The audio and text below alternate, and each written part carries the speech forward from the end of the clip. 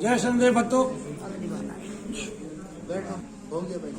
तो मैं आपको बता रहा था अभ्यास कैसे होता है। जब मैं अपने साधना के दिनों में था और शुरुआत ही थी ये, तो समझता नहीं था कि साधना कैसे करनी है, क्योंकि मैं केवल ईश्वर के भरोसे था, शनिदेव महाराज के भरोसे था। कोई गुरु था नहीं और एक ही गुरु था, वो भी शनिदेव महाराज शनि। तो सबसे पहले जो मैंने मौन रखा, उसमें एक कटोरी में केवल गिनती के 3 या 4 आलू होते थे, वो भी छुके हुए, और शाम को 4 केला होती थी, या सवेरे 4 केला होती थी, और शाम को 1 कटोरी आलू छिके हुए होते, छुके हुए।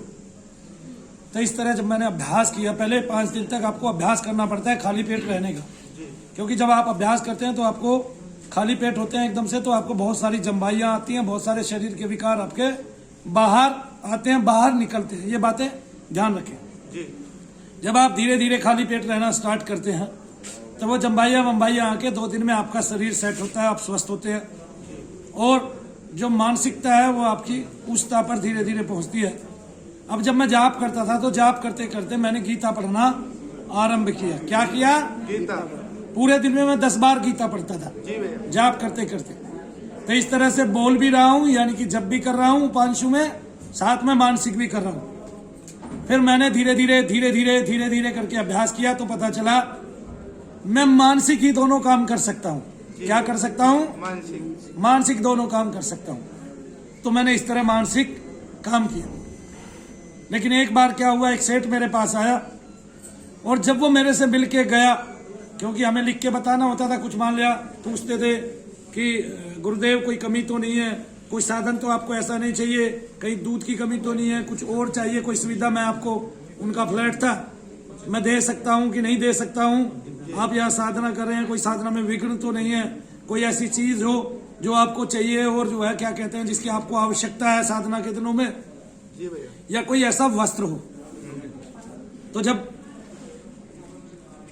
वो गए तो मन में ख्याल आया और मन उनके पीछे पीछे चला गया। तो यहाँ पे मैंने अपने आप को स्टॉप किया।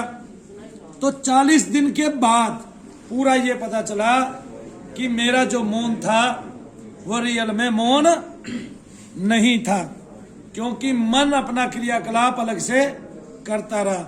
मैं उसको रोकता रहा और वो करता रहा, मैं उसको रोकता रहा और वो करता रहा। एक आदमी के पीछे भी मन चला जाता है बाज के बाहर, और क्या करता है? विचार लेके आता है नए नए।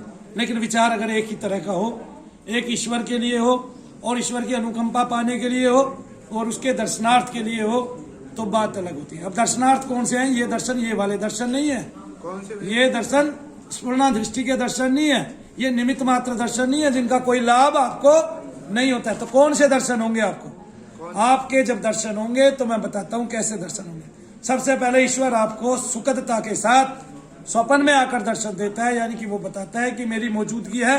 जब आप आध्यात्मिक धीरे धीरे होने लगते हैं तो आप उसकी मौजूदगी को दर्ज करते हैं, और अगर आप आगे लगे रहते हैं तो फिर वो आपको आपके आज्ञा चक्र में, आपके यहाँ पर हृदय आकाश में आपको दर्शन देता है। वहां ना कोई दीवार है, ना कोई दीवार थी कभी, और ना कोई बाधा है, ना कुछ है। वहां पे वो आपको अपना तेज दिखा सकता है, अपना आकार, अपना स्वरूप दिखा सकता है। लेकिन जब ये मध्य आकाश के दर्शन होते हैं तो आपका शरीर एक अवस्था में होता है कि आप जागृत अवस्था में भी होते हैं, सब देख भी रहे होते हैं, बार बार आपको शक्तिपात भी होता है, आपके मस्तिष्क की जो स्नायु तंत्र है उनमें कंपन होता रहता है, आपकी बौद्धिक ग्रंथियां खुलती रहती हैं, वो गांठें खुलती रहती हैं ज्ञान की। जी भैया। इसके अलावा आप जो है उस ईश्वर की कृपा को पाते रहते हैं और उसके दर्शन का, उसके तेज का, दर्शन का आनंद लेते हैं और उसमें मग्न रहते हैं। थोड़ा आप भयभीत भी होते हैं, क्योंकि आपकी कुंडलिनी शक्ति उस दौरान बहुत जोर जोर से ऊपर उठती और गिरती है। कुंडलिनी शक्ति का मतलब ये नहीं है कि हमने बता दिया किसी को तेरे 7 चक्र खुले हुए हैं, ये स्फुरणा दृष्टि से। लेकिन जिसके स्फुरणा दृष्टि से 7 चक्र खुले दिखते हैं हमें, उनके दलों की एक एक पंखुड़ियां ही खुलती है मूल में।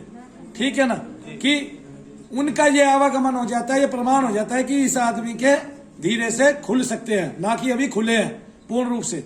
स्फुरणा दृष्टि का मतलब क्या है? जिस दृष्टि से आप ऊर्जा तत्व को देख पाते हैं, ऐसे तत्व को देख पाते हैं जिसकी स्फुरणा जगह जगह होती है, जहां जहां बैठ रही है, जिस जिस भक्त ने जहां जहां जो भी अभ्यास किया है, जो भी उसकी चेतना के माध्यम से जप और बलि भोग आदि देवताओं को दिए गए हैं, वो चाहे मलिन थे और चाहे अच्छे थे, वो सब वहां पर उस आदमी को, उस व्यक्तित्व को दिखाई दे जाता है। लेकिन ईश्वर कब किस पे कैसी कृपा करेंगे ये अलग बात है। इस दृष्टि का भी सामान्य जीवन में तो बहुत महत्व है, लेकिन अलौकिक जीवन में, बौद्धिक जीवन में और साधना के समय में, साधना में जीवन में इसका कोई महत्व नहीं होता है। और इसका कोई प्रमाण भी हमारे ऋषि मुनियों ने नहीं दिया कि इसके महत्व की अगर आकांक्षा होती तो सारे मुनि पहले दृष्टि खुलते ही भूत प्रेत देखने लगते, ना कि कुछ और देखते। आगे ना सबको ईश्वर, इसका मतलब ईश्वर का जो दर्शन है मूल में वही आनंदमय है और वही आपके विज्ञानमय कोश को भेजता हुआ, आनंदमय कोश को भेजता हुआ वही आपको ईश्वर दर्शन कराता है, आपका आत्मदर्शन कराता है, सब कोशों से निकलता हुआ। अब आपने क्या करना होता है, अब जब हम बैठे हैं और जाप कर रहे हैं, हमें इस तरह से मन की बहुत सारे भेद पता चलते हैं। तो फिर पता चला अरे मन 3 रूपों में 3 जगह भी जाप कर सकता है। क्या कर सकता है? 3 रूपों में 3 जगह भी जाप कर सकता है। ठीक है ना।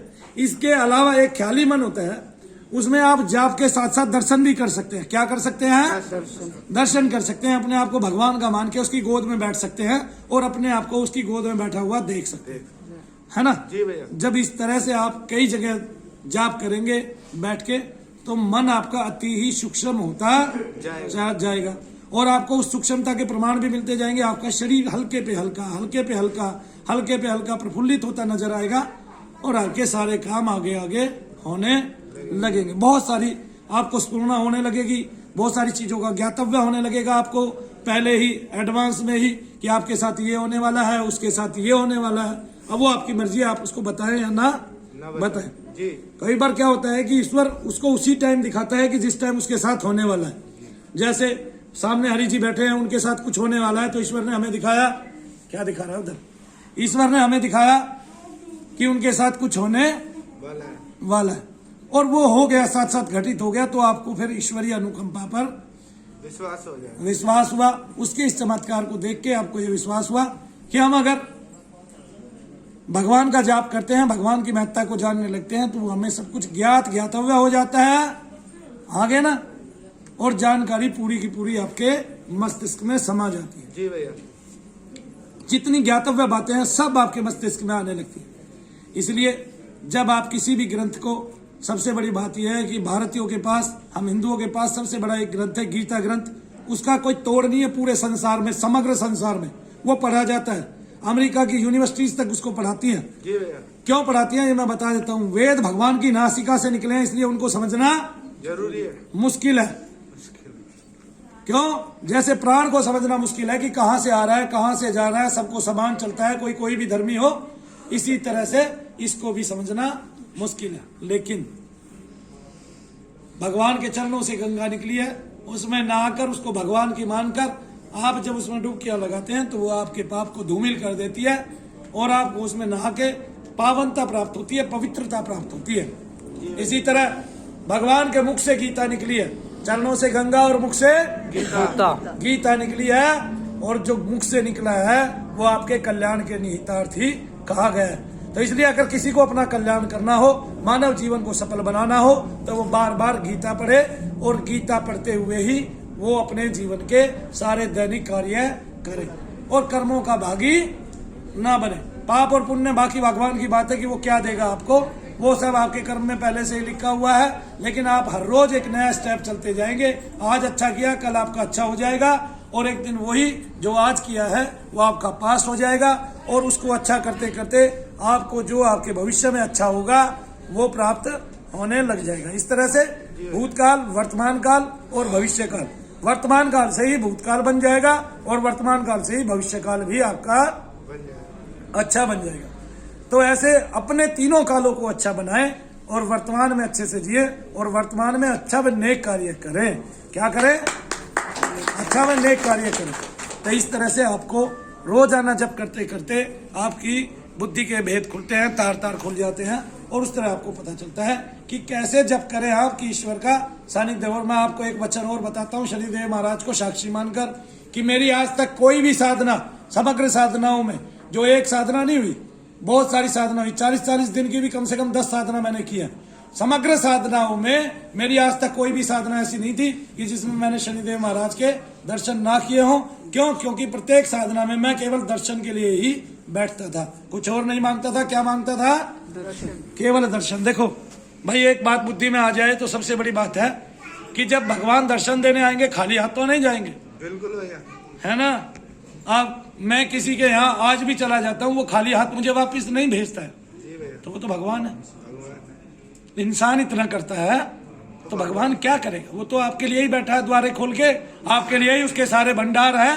और जब उसका प्रसाद आपके लिए प्रसाद बन जाए, जब उसका दिया हुआ आपके लिए प्रसाद बन जाए, तो आप भोग के भी अधिकारी हो जाएंगे। लेकिन उस प्रसाद बनने में बहुत समय होता है और उस प्रसाद को पकाकर खाने में भी बहुत समय लगता है।